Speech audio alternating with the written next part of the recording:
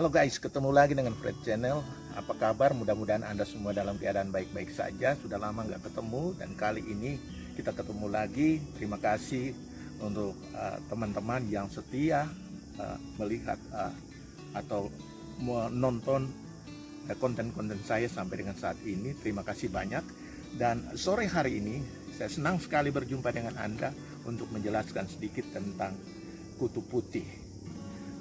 Banyak orang bertanya kepada saya, begitu banyak orang bertanya kepada saya bagaimana penanganan kutu putih, karena kutu putih ini menyerang banyak tanaman.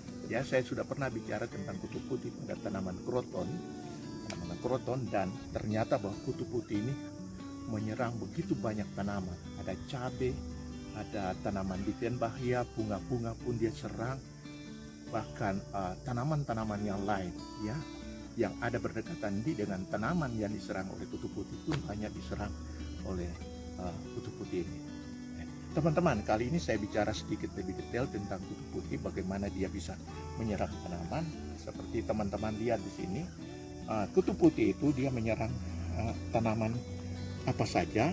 Ternyata bahwa lebih banyak dia serang itu adalah bagian bawah daun. Kadang-kadang dia bisa menyebar pada seluruh bagian tanaman, tapi kadang-kadang pula dia tertumpuk pada pucuk tanaman.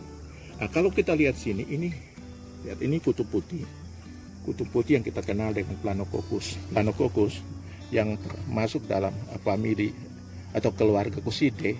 Ini dia meletakkan telur, dan ternyata bahwa dia telurnya itu dibungkus oleh lapisan putih. Kemudian kutu putih ini juga dia sengaja atau dia membuat suatu perlindungan dari suatu lapisan kapas atau seperti salju yang menutupi bagian tubuhnya. Coba kita lihat bagian yang lain. Ini teman-teman lihat. Ini kutu putih seperti ini. Dia hampir menyerang. Kebanyakan dia menyerang pada bagian tangkai daun di sini. Kemudian bagian-bagian yang tipis dari daun ini dia ada di sini. Apa yang dikerjakan oleh kutu putih ini adalah dia punya tipe mulut pengisap. Dia nusuk saking type dari mouth, jadi dia menusuk ke jaringan tanaman, kemudian dia mengisap jaringan tanaman. Dengan mengisap jaringan tanaman, maka lama-kelamaan ini jaringan tanaman ini menjadi rusak. Kemudian ternyata dia akan mulai mengalami kelayuan, dan akhirnya lama-kelamaan dia akan mati. Ya, seperti teman-teman lihat di sini. Ini sudah mulai, ini diserang kutu putih awalnya. Kelihatan seperti ini, celah-celah di sini. Kemudian ini saya, teman-teman lihat, ini kutu putih. Kalau lapisan pelindungnya sudah hilang, maka dia tidak akan bertahan terhadap keadaan cuaca atau tekanan lingkungan yang di luar. Dia tidak akan bisa bertahan lama. Oleh karena itu, fungsi daripada pelindung tadi yang berupa kapas tadi, dia akan menutup kutu putih ini, dan kutu putih ini akan bertahan, bisa tetap ada pada tanaman atau daun atau permukaan tanaman. Jadi teman-teman, kutu putih ini bukan menyerang satu jenis tanaman, tetapi dia menyerang jenis tanaman yang lain. Contohnya misalnya kutu putih pada tanaman jeruk. Kita bisa biasanya melihat tanaman jeruk yang kita kenal dengan kutu putih Planococcus citri, itu juga menyerang tanaman jeruk. Daun-daun jeruk ini kadang-kadang mengalami hambatan dalam pertumbuhan, dia menjadi kerdil dan akhirnya mati, pucuknya mati, dan akhirnya berakhir pada seluruh tanaman itu akan mati. Kemudian kita lihat sini juga, ini contohnya. Ini tanaman kroton, saya pernah bicara, terjadi penumpukan kutu putih seperti ini. Ini dia menyerang kutu hampir, terutama bagian-bagian tanaman yang masih muda. Bahkan bukan itu saja, juga dia ada pada batang-batang yang tua. Kelihatan dia ada di sini, dia menumpuk di sini, dan ini dia akan, kalau kita biarkan keadaan ini seperti ini dan tidak ada penanganan lebih lanjut, misalnya dengan menggunakan insektisida dan penanganan yang lain secara manual, mungkin maka dia akan mati dengan sendirinya. Teman-teman lihat, ini tumpukan yang luar biasa. Jadi ini juga ada dia meletakkan telur. Dari betina itu biasanya meletakkan telur, dan dia menetap pada tanaman ini biasanya 10-15 hari setelah meletakkan telur dia akan mati dan digantikan oleh generasi berikutnya. Bagaimana penanganan kutu putih ini teman-teman? Saya pernah bicara tentang menggunakan larutan mama lemon atau sunlight. Bagaimana cara membuat larutan itu adalah teman-teman, kita harus mencoba sedikit, mencoba-coba dulu.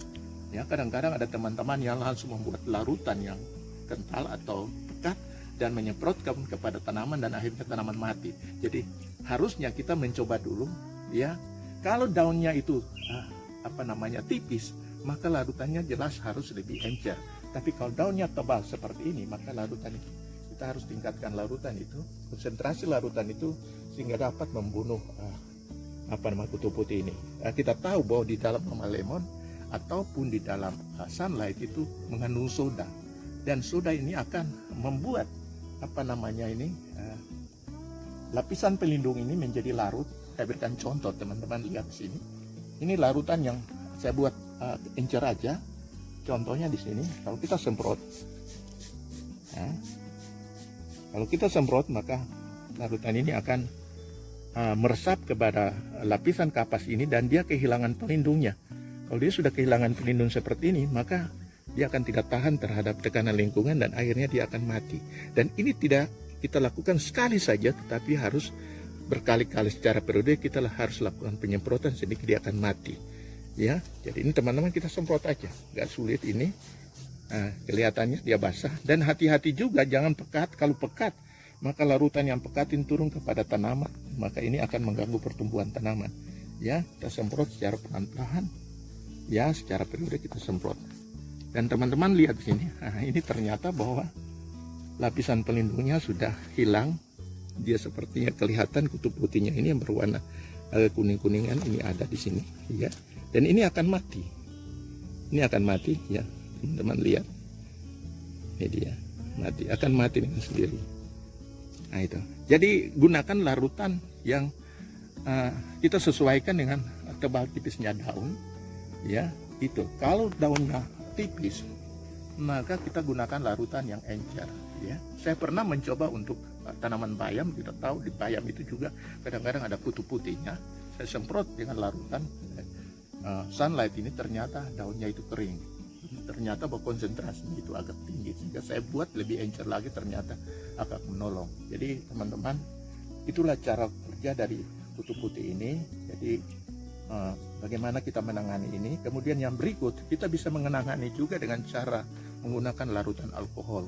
Teman-teman ambil kapas, celup dalam larutan alkohol, kemudian ditaruh pelan-pelan kepada lapisan yang ini, pelan-pelan, ya, sehingga larutan alkohol ini akan membantu melarutkan lapisan pelindung ini, kemudian dia akan meresap ke dalam kutu putih ini dan mematikan kutu putih. Atau kita menggunakan semprotan dengan larutan alkohol, alkohol disemprotkan secara perlahan-lahan kepada tanaman ini. Jadi itu akan sangat menolong, ya. Jadi perlu dilakukan secara bertahap. Kemudian yang berikut, seandainya teman-teman punya tanaman yang sehat, ya kadang-kadang kita nggak tahu, ya, kita lihat sehat, kemudian ada kutu putih, tolong jangan misalnya dimasukkan ke dalam rumah, ya, dulu, ya, dan bergabung dengan tanaman lain, karena ini akan sangat berbahaya. Ya, jadi kita isolir dulu dia untuk beberapa saat. Kalau teman-teman lihat ternyata dia bebas dari kutu putih, baru kita bisa bawa ke dalam rumah untuk bergabung dengan tanaman-tanaman lain. Karena kutu putih ini bukan dia menyerang satu jenis tanaman aja, banyak tanaman dia serang. Oleh karena itu hati-hati juga dengan kutu putih. Ya, kutu putih ini merupakan hama yang utama pada tanaman. Sekarang ini kita lihat di mana-mana banyak tanaman yang mati, banyak keluhan dari para penggemar tanaman hias, ya, tanaman yang mati oleh karena kutu putih dan sebagainya. Ya, bukan itu aja, tanaman buah-buahan pun diserang. Oleh karena itu perlu kita menangani secara perlahan-lahan dengan sabar sehingga dapat membantu menghilangkan kutu putih ini.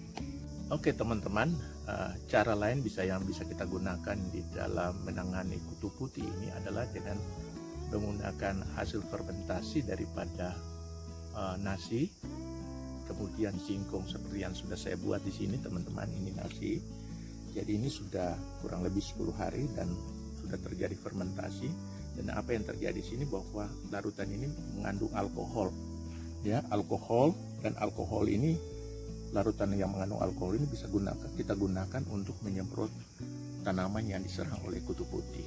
Ya, teman-teman bisa gunakan ini. Kemudian bisa kita gunakan juga ini yang namanya hasil fermentasi dari singkong seperti ini, ya. Ini sudah bisa digunakan ya. Dan saya akan jelaskan bagaimana cara membuat ini pada lain kesempatan, karena ini perlu kehati-hatian juga dalam membuat